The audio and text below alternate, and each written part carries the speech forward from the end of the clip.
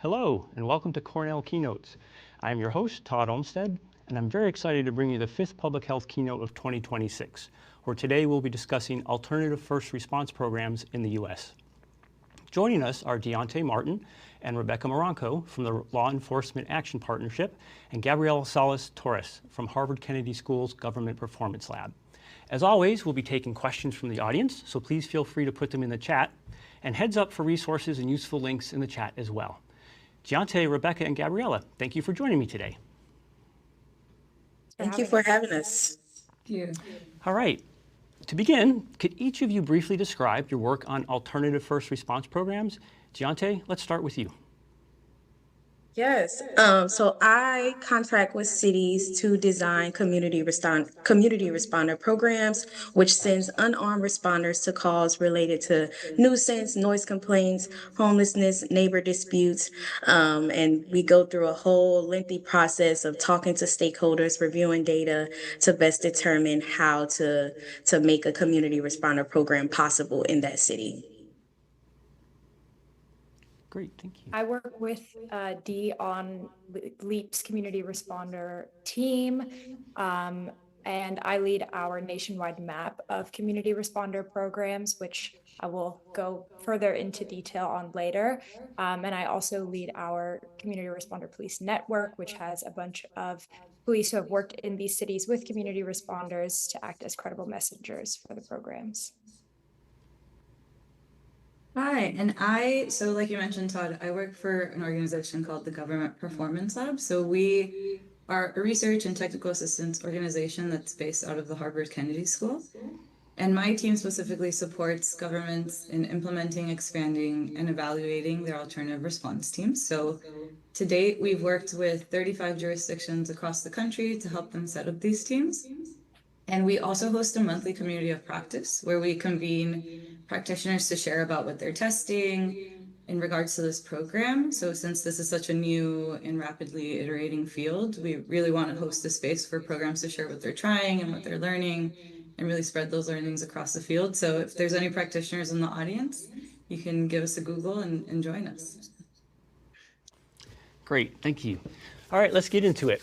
Gabriela, to provide some context for today's conversation, what did a typical first response within the 911 call system look like 5 years ago before these alternative response programs really existed? Yeah, that's a great question. So 5 years ago, I think in most places in the United States, when a person called 911 for help, they were usually connected to one of three options. So I think that we're all quite familiar with. So we had police, fire, and EMS, so emergency medical services. And the way that would work in practice was if you had a medical emergency, we sent you an ambulance. If you had a fire, we hopefully sent you a fire truck.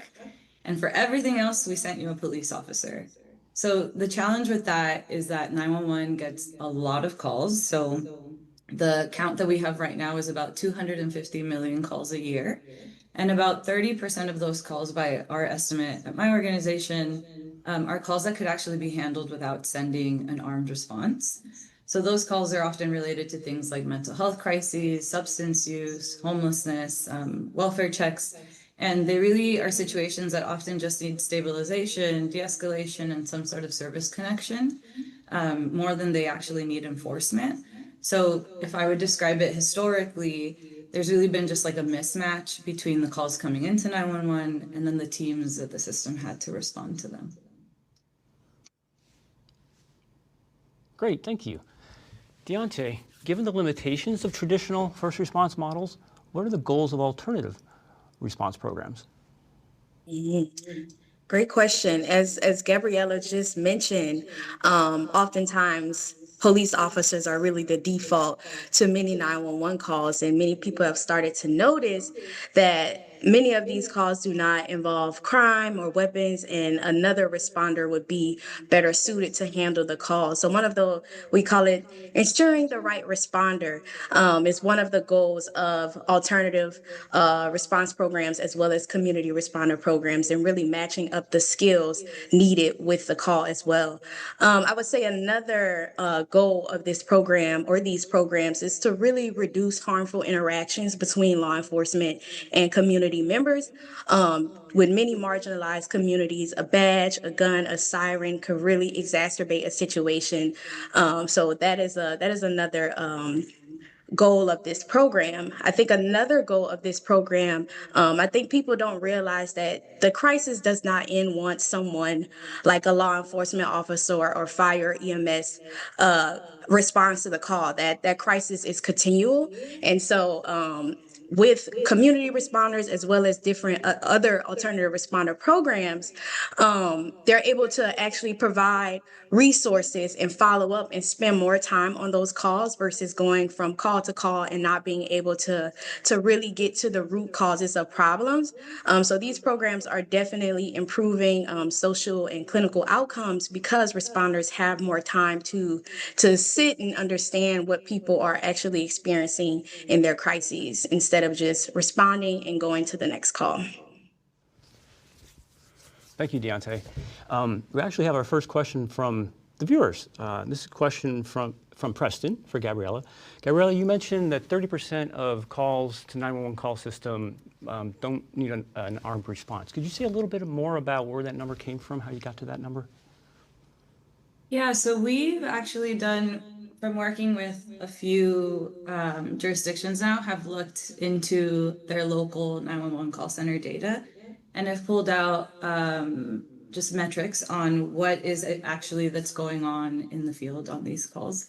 So one specific jurisdiction that we looked into was Durham's. So I'll use this example later, so helpful to really get into the weeds with them. But essentially, calls right now are getting screened for eligibility. So is this a call that has weapons or violence on scene? And the way that call taking protocols work is that you can sort of see what is going on scene depending on how people are giving information to these call takers.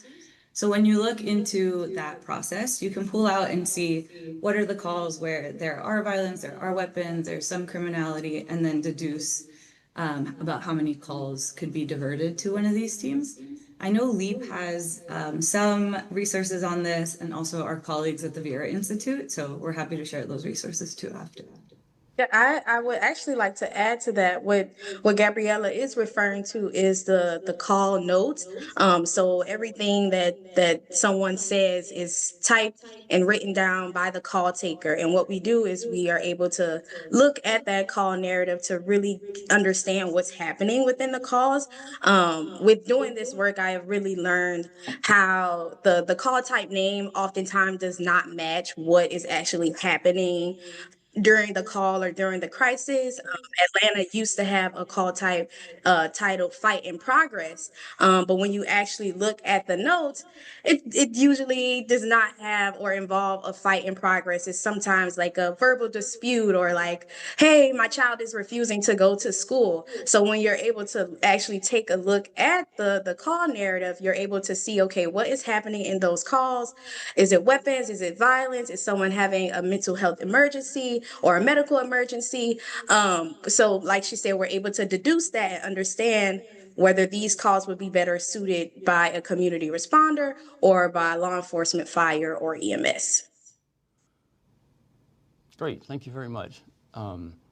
Gabriella, now that our listeners have a better feel for the context and motivation underlying alternative response programs, can you describe how the programs actually work in practice? Yeah, so in practice, I think you can imagine alternative response as being almost like a new lane or a new branch of the emergency 911 system. So in the real world, like workflow, the way that this happens, and we were kind of getting into this in this last answer, was that a call comes into 911, a 911 call taker will then screen the call for eligibility and risk, and then either decide who to send. So they can send a traditional responder, an alternative responder, or a combination of both, depending on what's going on in the call. And there are really three major models that are used today that we kind of see over and over again. So the first is an embedded clinician in 911. The second is a community responder team. And then the third is a co-response model. So the models really differ in their screening rules and also the professionals on each team, but each allows a city to slightly divert a different array of calls or divert a slightly different array of calls. where traditional response is not appropriate. So I'll use the example of Durham, North Carolina, to speak about these programs and how they work in practice, because I think it's easier to understand when it's grounded in a real world example. And I've had the pleasure of actually working with Durham's Holistic Empathetic Assistance Response Team, or HEART team, since 2021. And they operate one of the most robust and successful alternative response programs in the country. And they've now responded to over 40,000 calls since launch. So their first model is this like embedded clinician model, which they call their crisis call diversion team. So this is where they're placing a behavioral health clinician physically inside of 911 to speak directly to callers and provide them behavioral health support without having to send any in-person response. So an example of a call here could be a call where someone is feeling depressed and wants to be connected to resources, for example, and doesn't know where to go. They can sort of talk to a clinician in real time. The second team here that I'll highlight is the co-response team. So this is where you pair an armed law enforcement officer and a behavioral health clinician, and they respond together to calls that usually require some level of clinical expertise, but there's also a known safety risk. So there might be a weapon present or some violence on scene. And an example for this call that's very common is like a suicide attempt call, something where you need both the premise to be safe and secured, but also clinical expertise is really important. And then the last model here is their community responder team. So this one pairs a behavioral health professional, a peer support specialist, and an EMT in one team. And they respond to behavioral health and quality of life crises without a threat of violence or weapons on scene. The one thing I'll note, and my colleagues from LEAP will go into the details here, Durham's example has 3 members on their team. That differs depending on where you're at, what program you're looking at. But an example here that's very common is like this truancy call where a parent is having a hard time with a child, getting them to school. They call 911 because they're sort of at their wits' end and want some support. But there's really the need there is sort of like an underlying behavioral health need and not really like an enforcement need. And the last thing I'll say, just what rings true of all 3 models is that the work of each team is not enforcement centered. Instead, it's about de-escalation, really assessing what the needs of the caller are, stabilizing the situation, and doing some like really on the spot practical problem solving. So that might be like transporting someone somewhere, doing a referral to a community service, and really just like helping them deal with the crisis at hand. Great, thank you, Gabriella. So it sounds like the community responder model is the newest and most cutting edge type of alternative response program that cities are testing right now. So let's dig into that model a bit more. Deontay and Rebecca, what more can you tell us about community responder teams in the US? Yeah, so after the unfortunate death of George Floyd, many cities started to consider how we can better respond to 911 calls. And out of that merged a lot of community responder programs. And Rebecca can go through our like timeline of how many programs actually started to come up. But that was kind of like the driving force of community responder programs. And what makes community responders programs so unique is that there's no law enforcement attached to these responders at all. These responders respond first to the call, and they have the ability to call for backup via 911 through the police dispatch if necessary, but they respond completely on their own. These responders oftentimes have lived experience.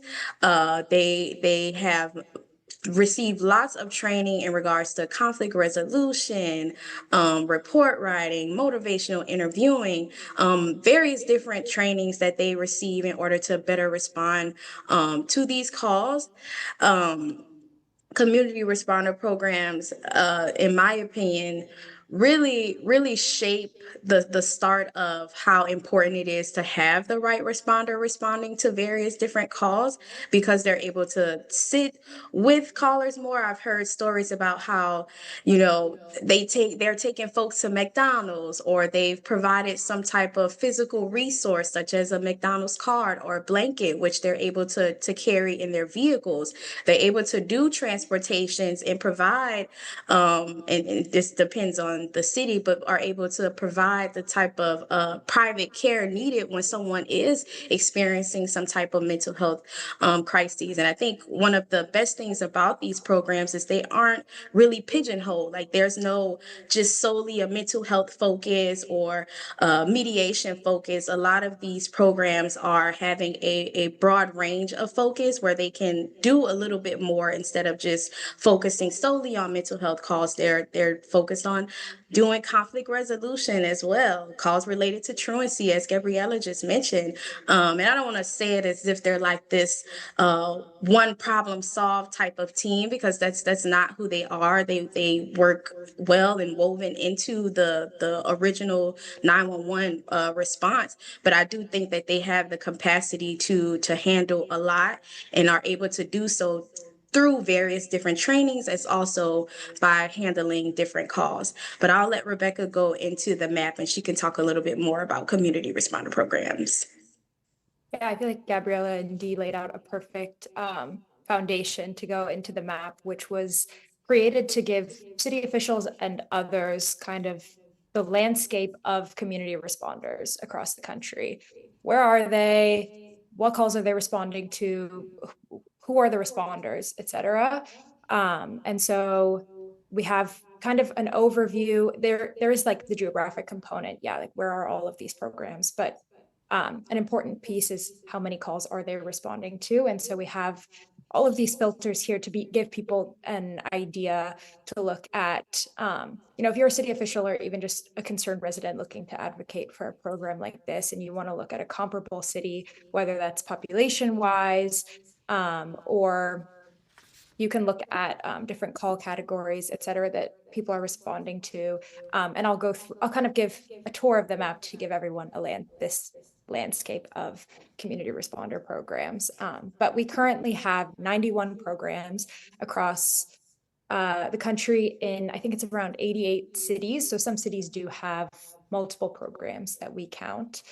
And they're responding to, I think it's over 230,000 calls annually now. Yeah, so I think call volume is not the be all end all of measuring the outcomes of these programs, but it is something we want to highlight. So we have some high volume programs that we highlight here with these yellow diamonds versus the white circles. I'll show you what happens if you click on a program. You can see all the information that we do have for each program. If we don't know any of these, it doesn't display it. And then you can find out more by clicking on the website of a program and learning more about them. Go back here.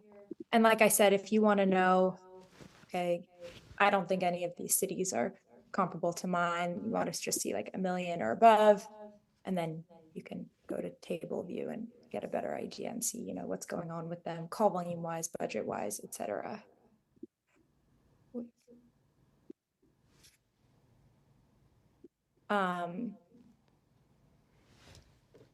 Yes, so we have a bunch. I think Gabriella had mentioned some of the resources we have. I won't go into these, but I think we shared the link for the map, and then you can peruse, you can download the data directly and make your own charts and comparisons and see glossary of all the terms that we use and frequently asked questions to find out more. We have a bunch of resources from other organizations under national resources, which I would recommend people go check out to learn more. And then our dispatch and liability reports, which are also very useful. As Dee mentioned, I think, and actually Gabrielle mentioned as well, these programs are new, but established. So we just want to highlight, I think you can see that there's not too many dots and then there's kind of an explosion at the end. But just to show that these programs are somewhat established, but 91 is a very new number. And we hope to keep seeing those dots keep popping up as we evolve this graphic as well. And then I think an important thing to highlight as well, we don't have the safety statistics for every single program that we can show on the map, but over all of those years that we show on the timeline and all of the hundreds of thousands of calls that these programs have been responding to over the years, there have been no responders killed or seriously injured on the job. And the vast majority of calls are handled entirely by community responders. I think about 2% referred to police, and about 1% of instances of responders feeling unsafe. And yeah, we just have a couple more specific instances from programs, just stats of their feelings of safety, low need for police backup, minimal police involvement, tried and tested models across a couple different cities here for the safety of both the responders and the people that they are responding to. Todd, can I add something about these teams that I just want to Please.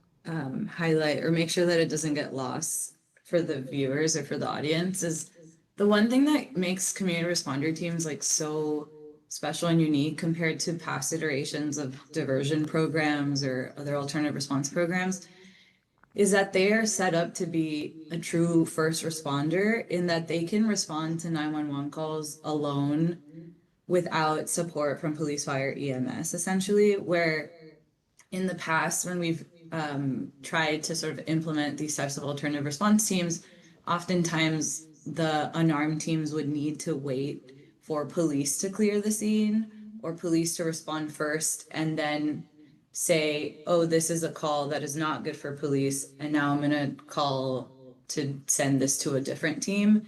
And this is like really shifting the way that you get access to these teams, and that you directly will get this team when you call a 911, like when you call with a 911 sort of like crisis, where you will get like connected with them directly instead of having to go through a police response first, which is just like the innovation of this type of program. Great, thank you. Rebecca, Yeah, I don't know if it's too late to go back to the map, but I'm curious. No, not at all. Say a little bit more about the agencies that actually operate these programs. Like, where do they sit organizationally? Yeah, perfect transition. I'll come back if we're interested into the responder types and stuff, but kind of combining the points of dispatch and operating agency. So about 40% of these programs are contracted to social services agencies, so 37 out of the 91 programs. And then the rest, about 60%, are in a pretty wide variety of city agencies, some also county agencies, depending. But I think most are cities, so county here is like a pretty small sliver. Yeah.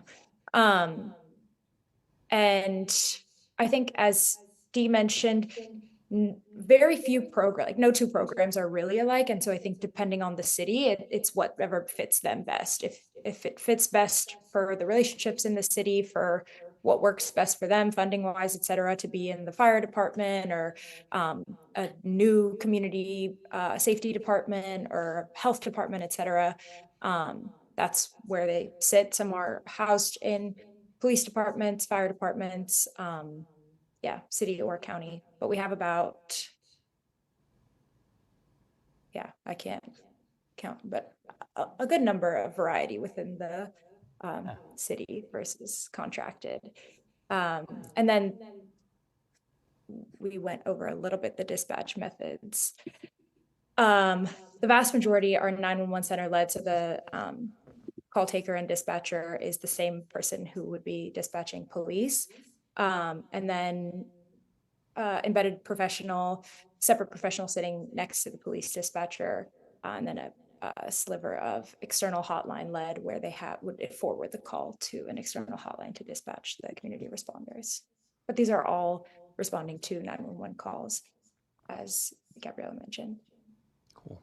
And then the last thing I'll show is just the responder types and the call categories. Both of these are our definitions, not using the program job titles for responder types or their CAD calls that they respond to. These are broader categories. So the responder types will be based on educational requirements. This is a graph of overall how many programs include a clinician or social worker or trained civilian EMT, et cetera. And then this is a rough Venn diagram of how many would include both an EMT and a trained civilian, et cetera, and then 3 out of 4, and et cetera. It's not a perfect system, but just to give a rough idea of the combinations.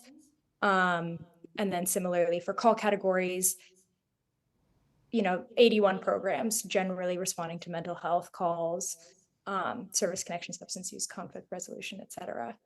And we would say, in order to respond to as many calls as possible, having a wide variety of call types, and as Dee mentioned, valuing lived experience over necessarily having requirements for a licensed clinician on the team, or an advanced degree, to say. Yeah, and then the last thing we have here is just highlighting some programs that are responding to a lot of calls per resident, so not necessarily just flat out number of calls, but compared to the population. And how are they doing that? Part of that is having a wide variety of call categories and valuing lived experience and training on the job versus high educational requirements. I think this is just a description of this chart. And then we have a program highlight of Antioch, which has the highest of these calls per 1,000 residents. Yeah. I hate to beat a dead horse, but I really want to just highlight the importance of not pigeonholing programs to responding to a certain set of calls. Like when you only focus, let's say, on mental health or even service connection, there are oftentimes, and especially depending on the city, thousands of calls that will still get a police response if it is not carefully looked at and determined that it could be handled by a community responder. And then you get into a bunch of questions like, well, what is the point of community responders if they're not going to handle this, or they're only handling a small amount of calls? So I really, really would continue to emphasize just making these programs more broad and not pigeonholing them to a certain call type, because again, then there are thousands of calls that are still going to receive a police response, and they may not necessarily need to.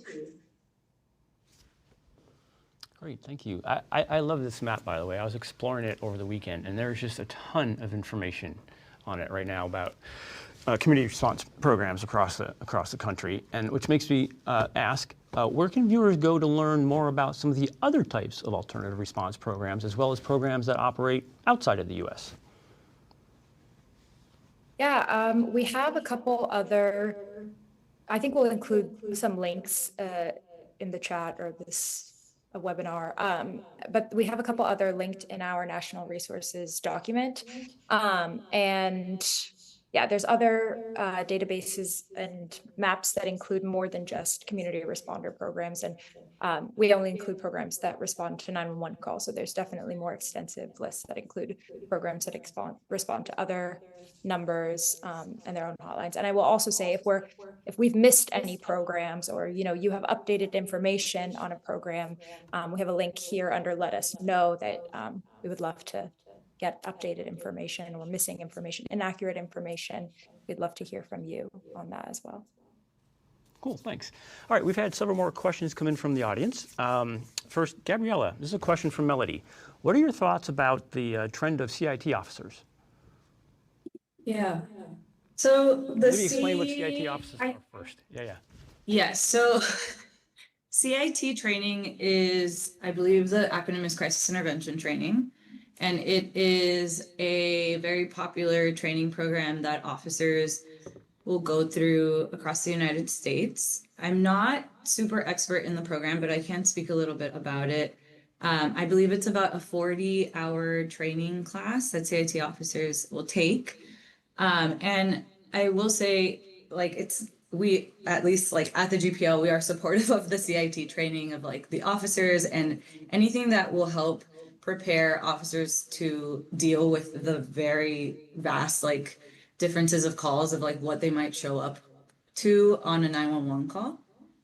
So as far as should we be training officers to know how to deal with crisis and intervene in a way that is the least harmful and can be supportive, that is yes. But I think this gets at a larger question of like the right response at the right time for the types of calls that there is no enforcement needed or any necessity of an armed response. So they kind of, I would argue that they get at different types of challenges in the first response system. Great, thanks. And I have another question from the audience. This one's from Preston for Rebecca.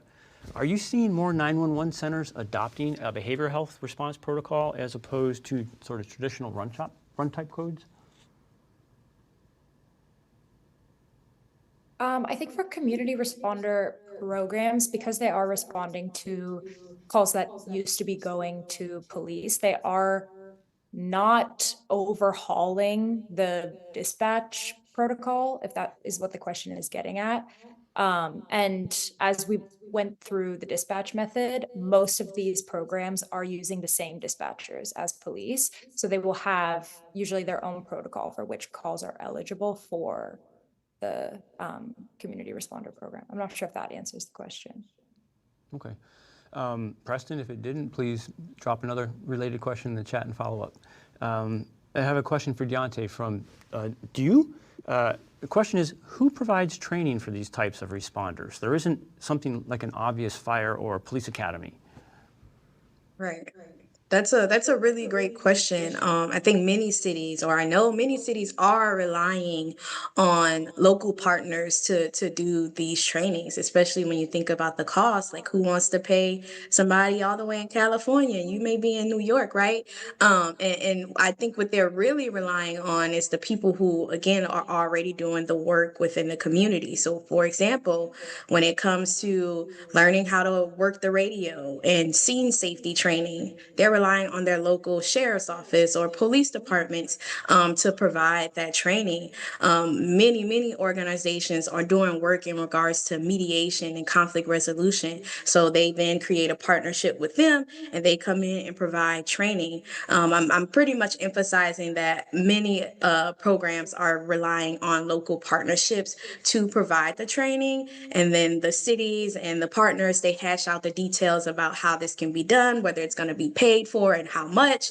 But again, many cities are just relying on the people who are already doing similar work to provide the training to community responders, in which the program directors are the ones who then are responsible for putting together the training curriculum and making sure that the training happens. Great, thanks. Okay, so far we've talked about the context and motivation underlying alternative first response programs in this country, and we've learned a lot about how they work in practice. Let's turn our attention now to how well they work in practice. And Gabriella, what do we know about how well these programs work? What's the evidence of their impact? Yes, that's a great question. So I think the way that I think about that question is in a few different ways. So there's really like three main questions of like, how are these programs working that we're seeking to answer right now in the field? So the first is, can these teams work within the 911 emergency response system? So like literally, can they respond to 911 calls safely is one question of how they work. The second would be about whether the teams can reduce unnecessary interactions with the criminal justice system for the folks that they're responding to. And then the third is around, can these programs really improve longer term individual level outcomes for people? So for the first one, I'll say that we are seeing some evidence that they work, some pretty strong evidence. So my team has actually published a report recently looking into this question of whether these teams can operate as first responders within the 911 system. And so we looked at program data from 9 community responder teams across the United States to look at how those programs were operating across cities and really get an early indication of their performance. And one finding that was really exciting for us to see was that these teams are responding to 911 calls alone, how we expect them to.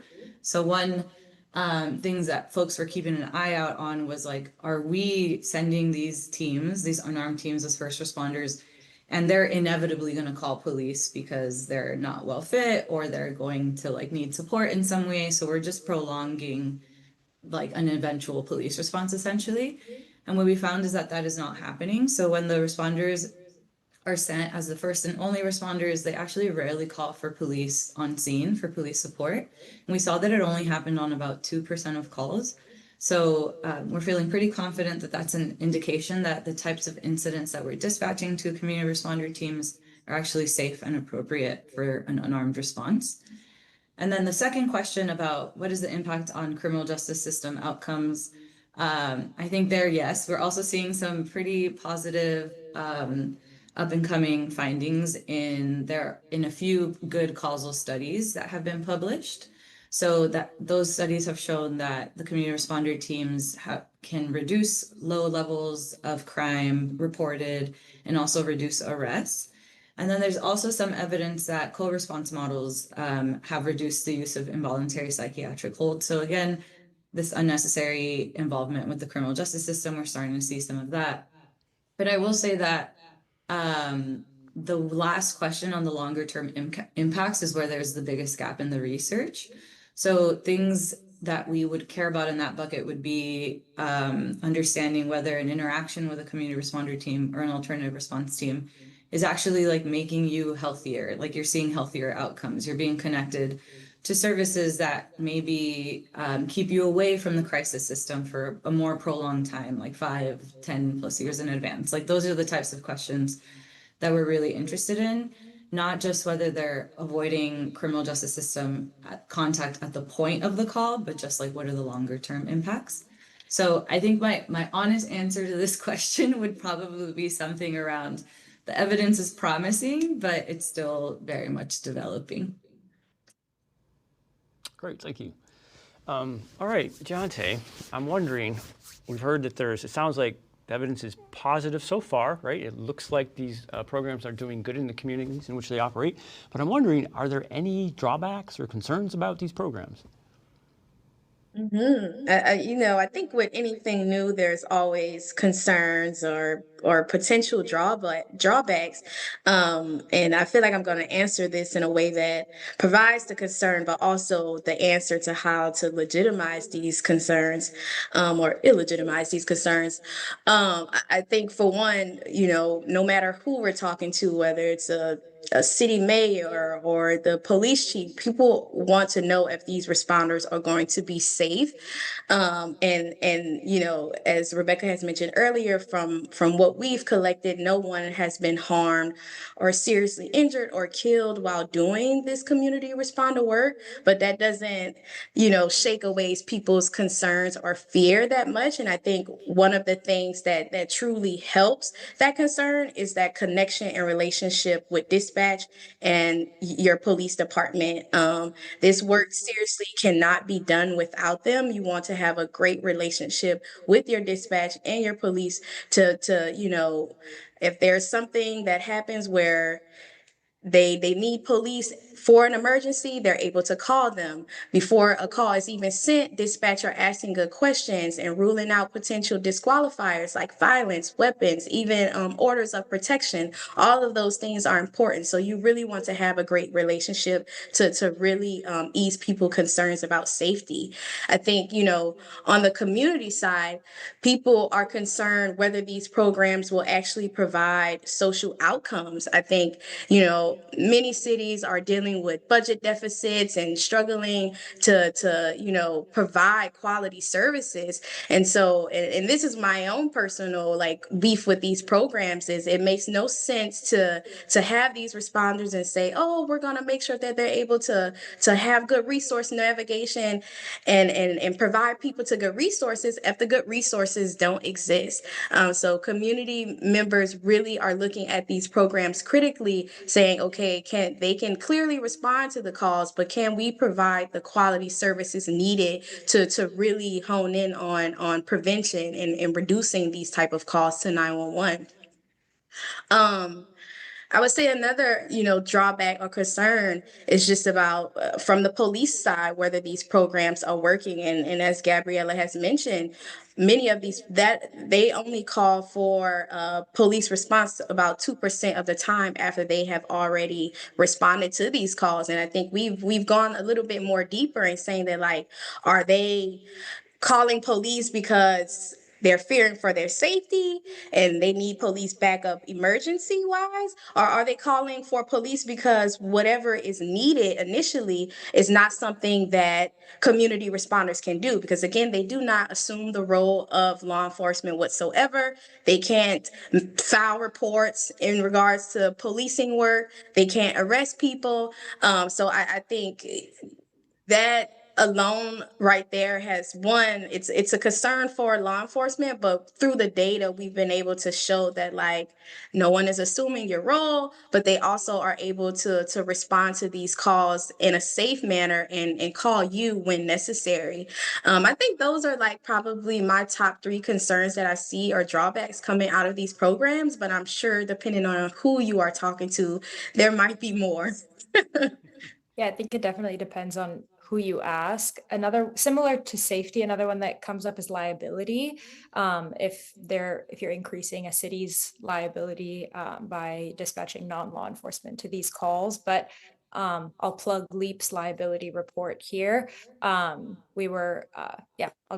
think we can put the link or it's linked on the map. You can go through there. But yeah, you're not increasing the city's liability by sending these responders, which I think is important to highlight. Maybe not the average citizen's concern, but definitely cities.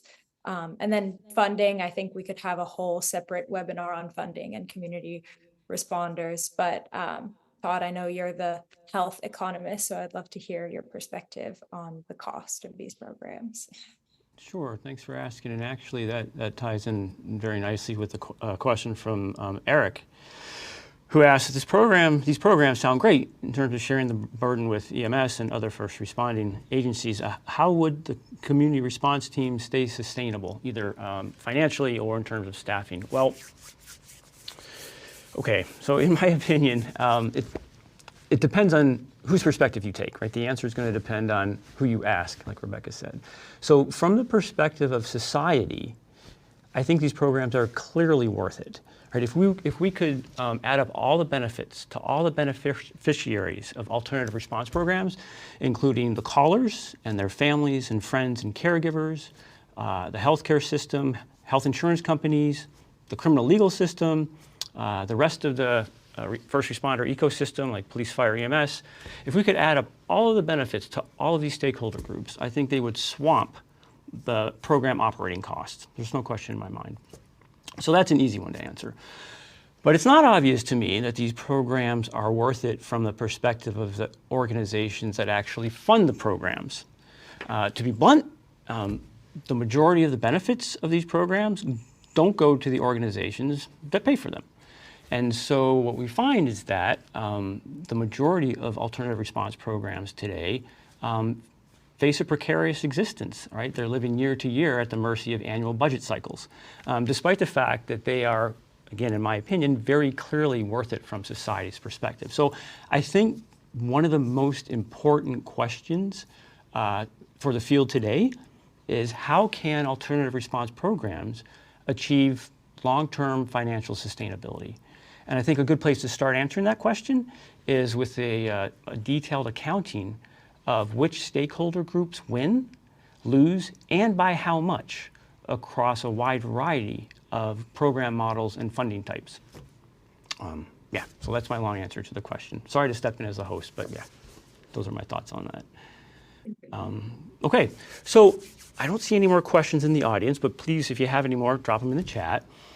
So barring no more questions, to wrap up our conversation, I have a final question for all of our panelists. What advice can you give members of the audience who would like to start an alt response program in their own community? And let's start with you first, Deontay, and then go to Rebecca, and we'll conclude with Gabriella.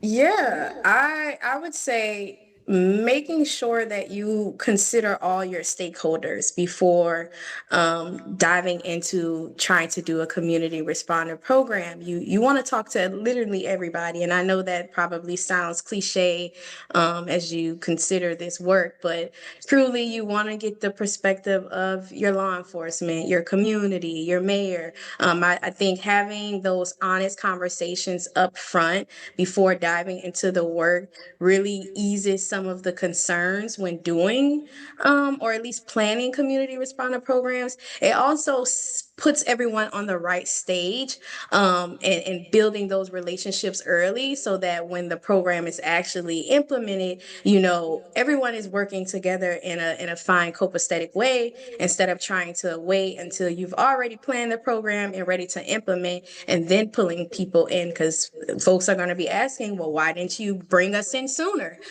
So I think that is one advice that I would give to anybody trying to start a community responder program or really any alternative response program.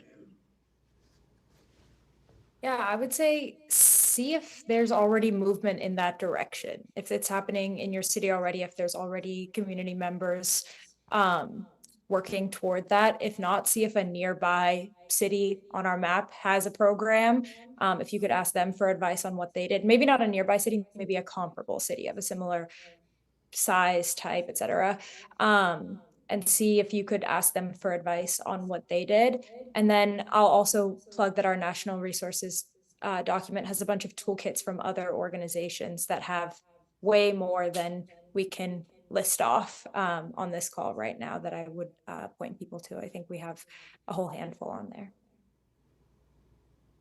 And I'll give 2 quick hits of advice. So we've been implementing these teams now for about 5 years, and the 2 places where I see programs really make mistakes in their implementation are not being very clear about their goals or their vision. So I think you need to start by being very, very specific about what calls you want to handle differently, and not being vague about like, oh, I want to do behavioral health generally, or like some like very big like sweeped like big sweep sort of visions for your program, and instead like get in the weeds of like, I want to handle mental health calls where there's a risk of violence, and then match the types of calls that you want to handle and your goals to the appropriate alternative response model. So I think one thing that people get tripped up on when thinking about these teams is that they have vague goals and then they attach the team that they think is the best, and there's just like a mismatch on like the types of teams that the different responders are best set to go out on. So I would just like make sure that what you're saying you're going to go on, you're matching with the team that you want to implement, so that you get those outcomes. And then the last thing I'll say is, don't forget about 911 and your emergency communication system when you're planning these teams. I think a lot of times they're an afterthought of like, oh, this is what we want to do now, just triage the calls for us. And they should really be central to your planning process. From my experience, they're the ones that are most heavily impacted by the changes and the workflows. So please don't forget about them. I can like every time and time again when governments come to us asking us for help, we always ask like, do you have buy-in from 911? And the folks that are struggling, it's oftentimes because they do not have buy-in from 911. So just make sure that they're involved from the get-go. Great, thanks. That's awesome advice from all 3 of you. So before we wrap up, we actually have 2 more questions from the audience that came in while y'all were speaking. So the first question is from Anne, and she asks, is there a role for community responders? What do you think?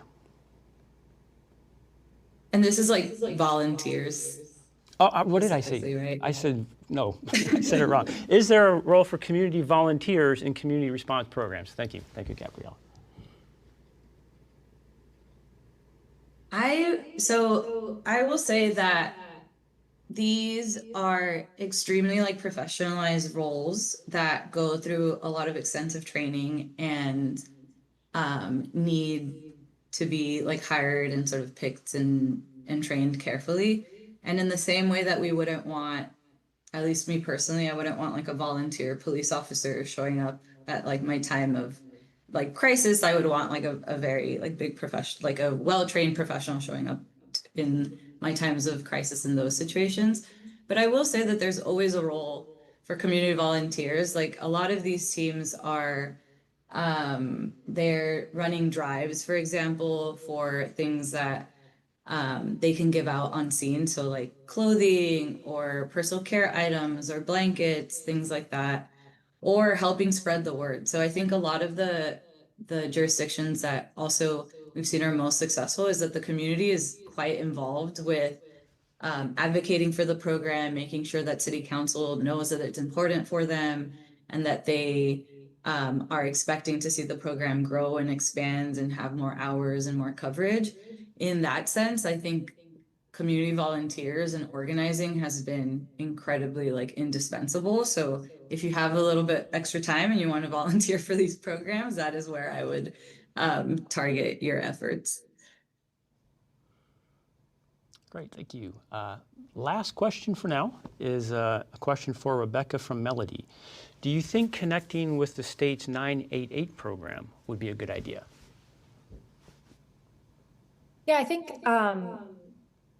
at the start when Gabriella laid out the Landscape of Durham's program, where they have all three of these kind of alternative response models, is very helpful, because a lot of these cities that we have on our map, for example, they have more than just a community responder program. And to connect it to the volunteer question, they are far from the only alternative response or similar resource like this. Like, they're always relying on community partners and stuff like this. And similarly, plenty of these places take calls from 988 or have robust 988 programs that are at least like affiliated with the program or something like that. So in our FAQ, we have a little bit more of a breakdown on what's the difference between these programs responding to 911 and 988 calls. I think in a lot of places, a lot of 988 calls don't get an in-person response, but much like when LEAP goes through 911 call narratives and is like, okay, which of these calls could receive a community response? I'm sure there are some 988 calls that could receive an in-person response. And in these places that have successful community responder programs that are going to 911 calls that are related to mental health and 988 programs, I'm sure they're collaborating a lot and have 988 calls that are forwarded to 911 and get an in-person response. So I think having a healthy relationship between the two is definitely very important. And there are plenty of these programs that also respond to some 988 calls. But the one thing I would flag is that from my experience, it shouldn't be the only place that you're getting calls from. It should be an additional location to pull calls from that are eligible if you want to work with them. But if you want to maximize your call volume, we've seen just time and time again that 911 is sort of where you're going to see a lot of your call volume. Good point. Thank you. Great, thanks. Well, seeing no additional questions from the audience, that wraps it up for today's webinar. Deontay, Rebecca, and Gabriella, thank you so much for sharing your expertise with us. And thanks everyone watching for your questions and your engagement. Have a good afternoon. Thanks.